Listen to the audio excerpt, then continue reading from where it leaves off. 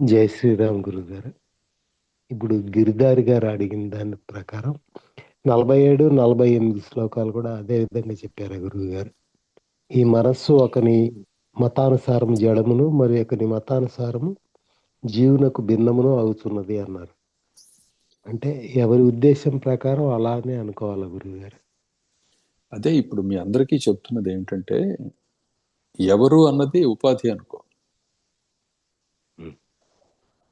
ఎక్కడికక్కడ ఒక నిశ్చయం చేస్తున్నది ఎవరు? మనస్సే కదా. అవును, ఆ నిశ్చయానికి లోబడుతున్నది ఎవరు? మళ్ళీ మనస్సే కదా. మనసే గురు. నిశ్చయం మనోరూపమే కదా. అవును గురువు గారు. సో మనసే మనసుతోటి విభేదిస్తుంది, ఏకీభవిస్తూ ఉన్నది. అలానే మనస్సే ఆధారంగా జడంగా కనిపిస్తూ ఉన్నది, అంటే ఒక స్థిరత్వాన్ని ప్రదర్శిస్తూ, అదే విధంగా చలనాన్ని ప్రదర్శిస్తూ చేతనమా అనిపిస్తూ ఉన్నది. నిజానికి చైతన్యం అనేది ఈ జడ చేతనత్వాలకి విలక్షణమైనది, అతీతమైనది. వస్తువు అది మాత్రమే. దాని యొక్క శక్తి ఏదైతే ఉన్నదో, దాని యొక్క మహిమ ఏదైతే ఉన్నదో అదే ఈ మనస్సు. దీని యందు సర్వము సంభవిస్తూ ఉన్నాయి, సర్వము లయిస్తూ ఉన్నాయి. ఇది వాస్తవం. ఇక్కడ సాధకుడిగా నీకు వచ్చే ఇబ్బంది ఏమిటంటే, నిన్ను నీవు ఫలానాగా నిర్దేశించుకోకుండా ఉండలేకపోతున్నావు. అవును గురువు గారు.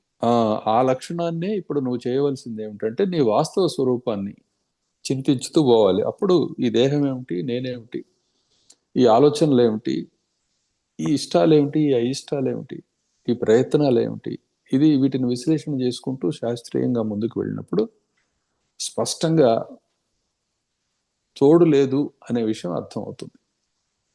తోడు నాకు నేనే అనే విషయం అర్థమవుతుందా? అర్థమవుతుంది గురువు గారు. ఇది సంగతి. ఇది తెలియనంతసేపు కూడాను ఈ సాధన కొనసాగుతూ ఉంటుంది. అది ఏ మతం వాడైనా సరే, అంటే ఏ సిద్ధాంతాన్ని పట్టుకొని వాడు వచ్చినా వాడు అందులో కొట్టుకుంటూనే ఉంటాడు, పని జరగలేదు కాబట్టి. కాకపోతే ఒక్కొక్కడు తన భ్రాంతి చొప్పున ఆ భ్రాంతి సంబంధమైన లోకంలో విహరిస్తూ ఉంటాడు, అందులోనే శాంతి అంటాడు.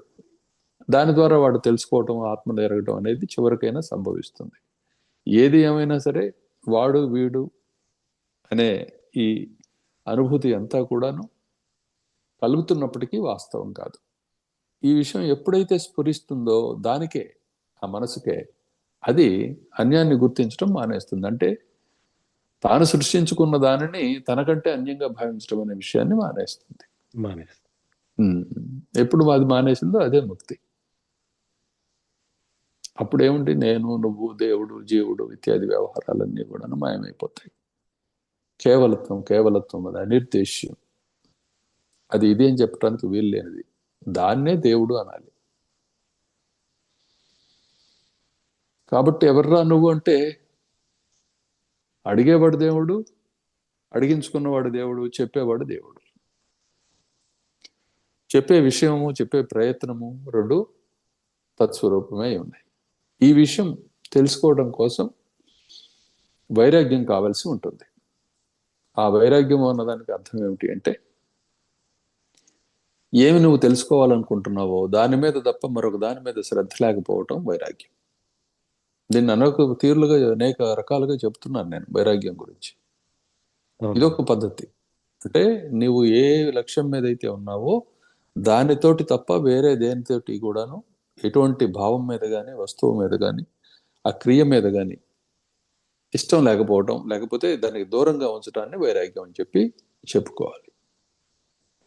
ఈ స్థితి పొందనంతసేపు, ఈ స్థితిని అభ్యాసం చేయనంతసేపు ఎంతకాలం చెప్పినా సరే ముక్తి అనే అనుభవం మాత్రం కలగదు.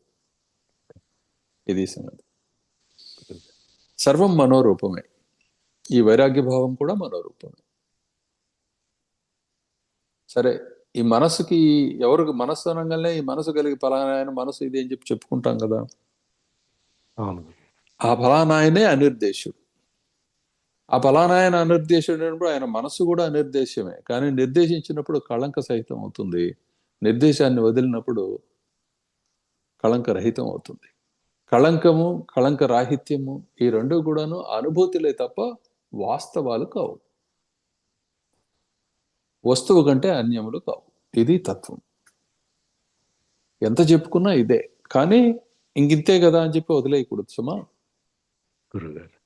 నిర్దేశంలో నువ్వు ఉన్నావు కాబట్టి నీ నిర్దేశం శుద్ధమయ్యేంత వరకు కూడాను పనిచేసుకుంటూ పోవాలి. ఇది పద్ధతి. ఓకే.